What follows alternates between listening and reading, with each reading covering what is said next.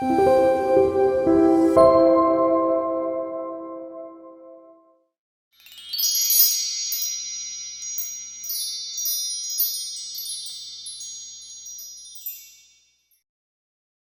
다음에 이제 19장은요, 두 부분으로 나눌 수 있어요. 1절에서 18절까지 이제 전반부라고 할 수 있는데, 그쪽에는 거룩한 삶을 산다는 것은 적어도 이런 일은 하지 않는 것이라고 이제 얘기를 해줍니다. 뭐, 거짓말하지 않고, 불의를 행하지 않고, 도둑질하지 않고, 뭐 이런 기본적인 거. 적어도 이런 일은 하면 안 되지. 거룩한 사람들이. 그렇게 말씀하시면서 결국은 그것은 우리가 그 다른 사람, 하나님의 형상을 가진 또 다른 사람에게 행하는 그런 것들은 그 속에는 하나님의 형상이 그들에게도 있잖아요. 그래서 그거는 이웃사랑에 대한 게 하나님의 사람들은 이웃사랑으로 나타나야 된다라는 것을 이제 말씀을 해주고 있습니다. 그 다음 19절에서 37절까지가 후반부인데요. 이 후반부에서는 서로 다른 것끼리 직조하지 말라. 뭐 옷도 막 이것저것 여러 가지 섞어서 이렇게, 요즘은 참 옷들은 그러고 보면 섞은 게 많은데, 그죠?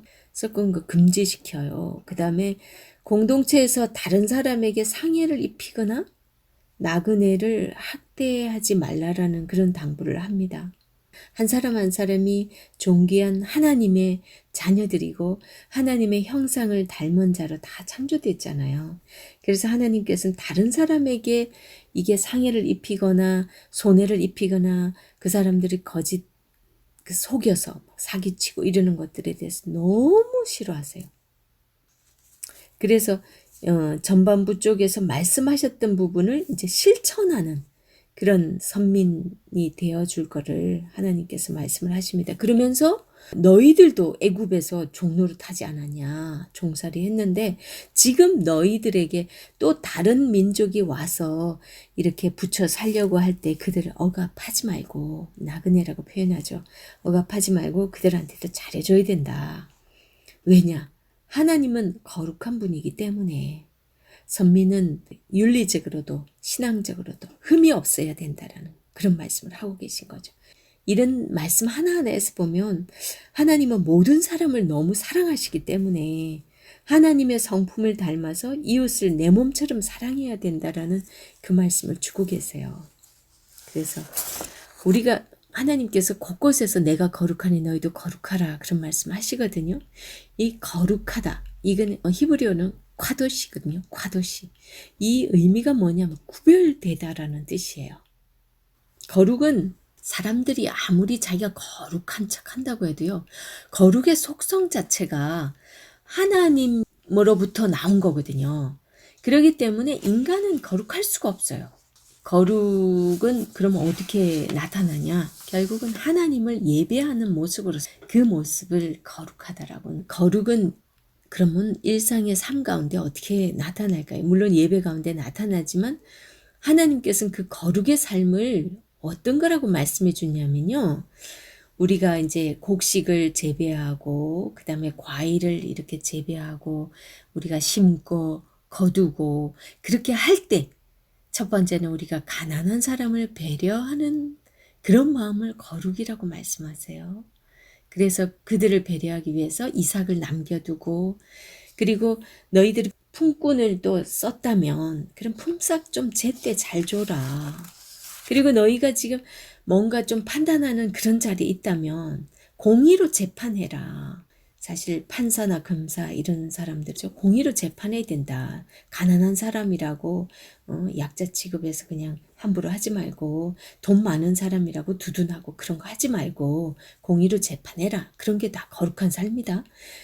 그렇게 이제 이웃 사랑을 실천하는 방법이 이런 거라는 거예요.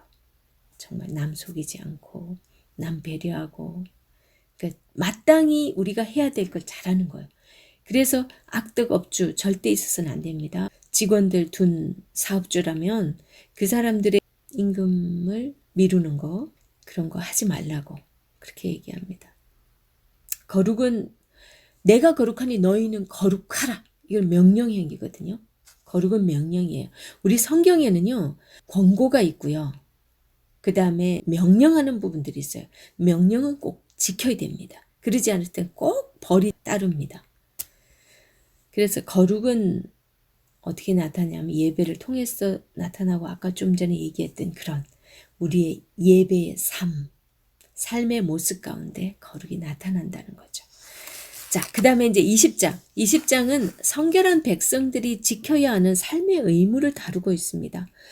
이방 풍습을 따르지 말 것과 율법 준행 명령을 했는데, 그리고 이제 거기다가 사회 윤리적 규정들을 말씀을 하시죠.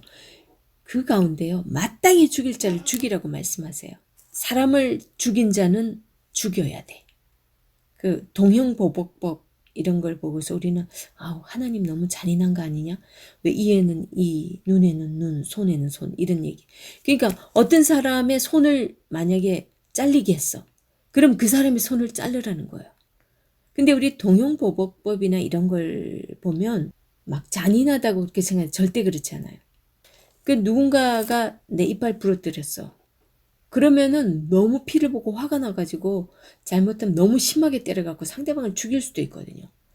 이빨 부러졌으면 이빨고 부러진 만큼은 부러뜨려야 되는 거예요. 그게 결국은 사람들을 사랑하기 때문에 더 이상으로 그렇게 하지 말라고 일부러 그 법을 주어진 거고, 그렇게 법이 어긋날 때는 그걸 지키지 않으면 하나님께서 오히려 사형시키거든요. 그리고 사형제도를 준 거는요, 사람이 과연 다른 사람의 생명을 해할 권리가 있는가라는 그것 때문에 막 사람들이 막 많은 말들이 많아요. 사형제도에 대해서도. 하지만 구약의 율법은 생명의 존엄성을 이렇게 강조하기 위해서, 그리고 사람의 생명을 함부로 누군가가 해할 수 없다라는 것을 확실하게 말씀해 주기 위해서 사람을 죽인 자는 사형에 처할지니 이렇게 합니다. 그리고 우리가 보통 사형죄에 해당되는 것들은요, 어떤 경우는 사람을 막상 죽이지 않았어도 사람을 죽이는 이상의 정말 못할 짓을 한 경우예요. 그리고 수많은 사람에게 너무 많은 피해를 입힌 경우예요.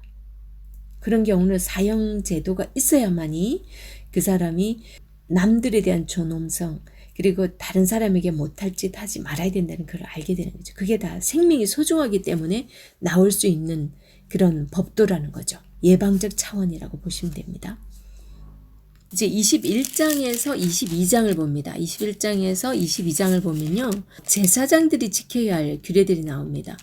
우리 21장에서는 제사장들이 자신을 더럽혀서 속되게 하지 않게 하기 위해서 금해야 할 것, 그리고 결혼도 제사장은 절대로 음란한 사람 아내로 맞이해서는 안 됩니다. 그리고 정결 규례에 신체 조건 그런 것들 말씀을 합니다. 혹시나 불구자들은 제사장이 되면 안 되는 거 아닌가? 이런 얘기들이 있지만 오늘날에 목회자들이 혹시 불구자이면서 말씀을 전한다고 해서 이상이 이런 법에 안 맞다고 생각하시면 안 되는 것이요. 지금 여기서 대제사장, 제사장 이런 사람들은요, 어찌 보면 예수 그리스도의 모형으로서 지금 보여집니다. 그래서 아까 아론은 자기 자신이 백성들의 죄를 대신하기 위해서 먼저 자기가 막 자기를 피를 발라서 곳곳에 자기 죄를 대속하는 그런 행위를 해야 했었다는 그 얘기를 해줬잖아요. 하지만 예수 그리스도는 전혀 흠이 없고 죄가 없으신 분이기 때문에 그렇게 할 필요 없이 바로 단번에 대속죄의 그 사명을 감당할 수 있다고 그렇게 말씀을 드렸습니다. 그리고 그냥 제사장의 딸이 행음하면 불사르라고 합니다. 그만큼 제사장은 자기뿐만이 아니라 자기 가족들의 그 성결까지도 이 책임져야 함을 지금 보고 있습니다. 그리고 10절에서 이 12절의 말씀을 제가 한번 읽어볼게요. 21장 10절에서 12절. 자기의 형제 중 관유로 부음을 받고 위임되어 그 예복을 입은 대제사장은 그의 머리를 풀지 말며 그의 옷을 찢지 말며 어떤 시체든지 가까이 하지 말지니 그의 부모로 말미암아서도 더러워지게 하지 말며 그 성소에서 나오지 말며 그의 하나님의 성소를 욕되게 하지 말라. 이는 하나님께서 성별하신 관유가 그 위에 있음이니라. 나는 여호와이니라. 이는 제사장의 성결 그 직무가 다른 이제 가족사나 다른 일들보다 우선함을 보여주고 있습니다. 그래서 이제 우리 마태복음에서는 예수님께서 제자 한 사람이 자기로 하여금 자기 부모를 장사하게 허락하옵소서 했더니 뭐라 그럽니까? 예수님이 너무 냉정하게 말씀하시죠. 죽은 자들로 하여금 죽은 자를 장사하게 하고 너는 나를 따르라. 그렇게 말씀을 하십니다. 그리고 22장은요. 제사장들이 거룩한 음식을 먹기 위해 지켜야 할 규례들입니다. 제사장 음식입니다. 먹는 것까지도 굉장히 구별을 합니다. 그러니까 합당한 제물에 대해서 말씀을 또 합니다. 1절에서 9절은요. 제사장들이 지켜야 할 규례들이고 10절에서 16절은 제사장 친척들이 지켜야 할 규례들이고 친척들까지 그 다음 17절에서 33절에는 여호와께 바치기에 합당한 제물에 대해서 말씀을 합니다. 14절 한번 읽어볼게요. 22장 14절 만일 누가 부지 중에 성물을 먹으면 그 성물에 그것의 5분의 1을 더하여 제사장에게 줄지니라 그럽니다. 이거는 부지 중에 성물을 먹으면 성물이라 하면 자 일반 백성들도 자기 죄 때문에 짐승도 가져오잖아요. 짐승 가져와서 그 안수해서 짐승 잡잖아요. 그래서 일부는 불태우는 것도 있고 일부는 제사장 목도 있잖아요. 그러면 제사장만 먹어야 되는 거예요. 하나님께서 제사장만 먹으라 그랬어. 그런데 부지 중에 그 사람이 자기가 먹어버렸어. 그럴 수도 있잖아요. 그죠? 그러면은 그 5분의 1을 더하래요. 하나님께서는 항상 뭔가 그렇게 잘못한 거에 대해서는 20%나 속건제도 그렇거든요. 뭔가 누구 거 부서뜨리거나 뭐 피해 입혔으면 20% 더해갖고 갚으라고 그러는데 지금 여기도 이미 제사장 먹어야 되는데 이 사람이 먹어버렸어. 그러면 그거에 한 20%더 되는 고기를 갖다 주라고 그럽니다. 그리고 그 외에 여러 규례들이 이제 소개됩니다. 그러면서 하나님께서 이 22장에서는요. 8번이나 나는 여호와이니라 이런 표현들을 계속 쓰고 계시거든요. 그렇게 말씀하시는 가장 큰 이유가요.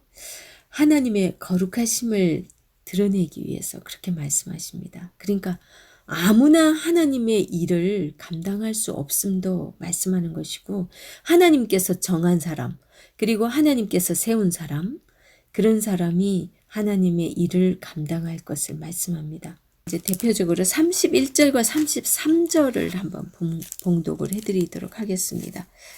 31절에서 33절 너희는 내 계명을 지키며 행하라. 나는 여호와이니라. 너희는 내 성호를 속되게 하지 말라. 나는 이스라엘 자손 중에서 거룩하게 함을 받을 것이니 나는 너희를 거룩하게 하는 여호와여 너희의 하나님이 되려고 너희를 애굽 땅에서 인도하여 낸 자니 나는 여호와이니라. 나는 여호와이니라. 이 표현을 그렇게 많이 하고 계세요. 21장, 22장 이게 이제 여기서 주로 이제 제사장들에게 주시는 규례인데 여기에서 언급한 모든 규례가 출애굽을 통해 보여주신 하나님의 구원의 의지의 표현이에요. 그러니까 왜 너희들 그 애굽 땅에서 종되어 살던 너희들을 내가 이렇게 이끌어낸 줄 아냐? 거룩한 백성이 되게 하기 위해서 그래서 하나님의 이름을 욕되게 하지 않기 위해서 지금 너희들 그렇게 살아야 돼. 그러면서 말씀하십니다. 이제 23장과 25장인데요. 이게 C와 C'입니다. 이게 C에 해당되는 부분이 23장인데요. C와 C'이고 그 중간에 또 24장이 있죠. C와 C' 부분 하겠습니다. 23장은 이스라엘의 절기에 대해서 말씀하고 있는데 세 부분으로 나눠가지고 이렇게 말씀을 하고 있어요. 근데 하나님은 이스라엘을 만나기 위해서 이 절기 두셨다는 거 아세요? 절기라는 이 히브리어 단어가 모에도인데요. 모에도. 이거는 만나기로 약속을 정하다 이런 뜻이에요. 하나님께서 이스라엘 백성들에게 7대 7대 절기를 주시거든요. 그 절기 지키지 않으면 백성 중에 끊어지리라. 그 정도로 하나님께서는 최소한 1년에 7번은 다 모아놓고 만나고 싶은 거예요. 하나님께서. 그래서 이 절기 주셨다는 그 생각 굉장히 가슴이 뭉클하지 않으세요? 그 왜 부모님들이 자식을 눈 빠지게 기다리는 그런 마음이 좀 느껴집니다.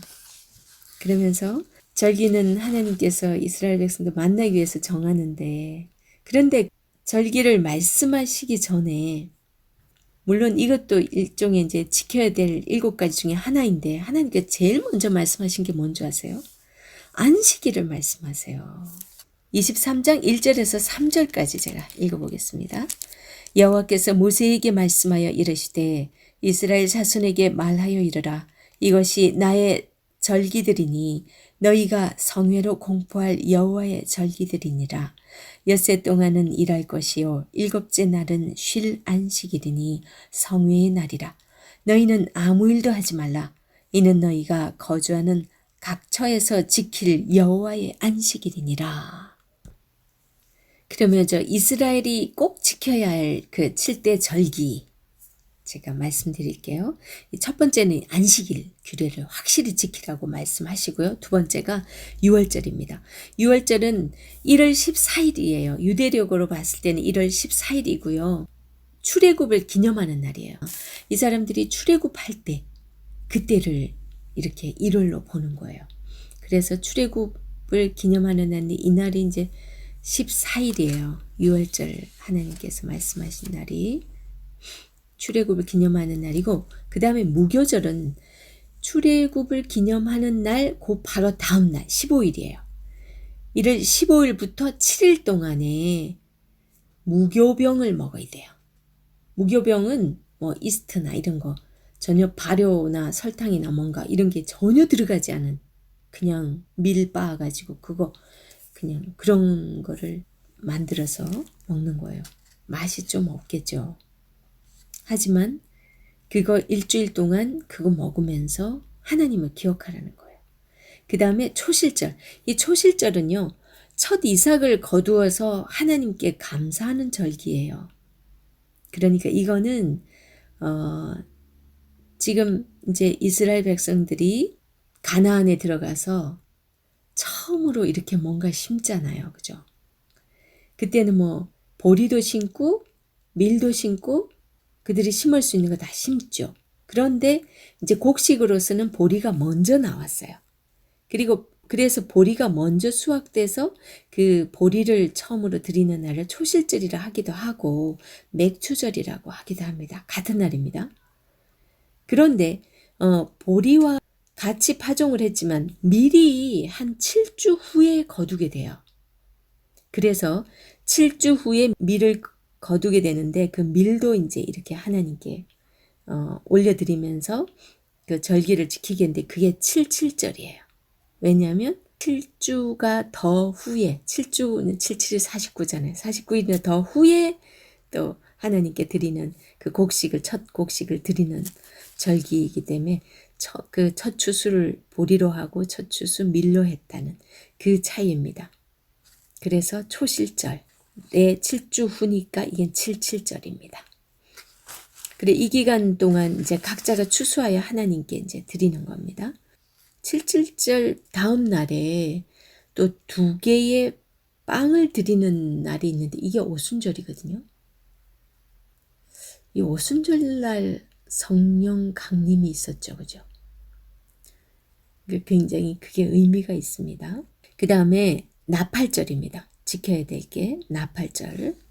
이 나팔절은 1월 1일 이게 7월 1일이 되기도 합니다. 그러니까 실제 유대력으로 봤을 때 7월 1일이 되죠. 나팔절.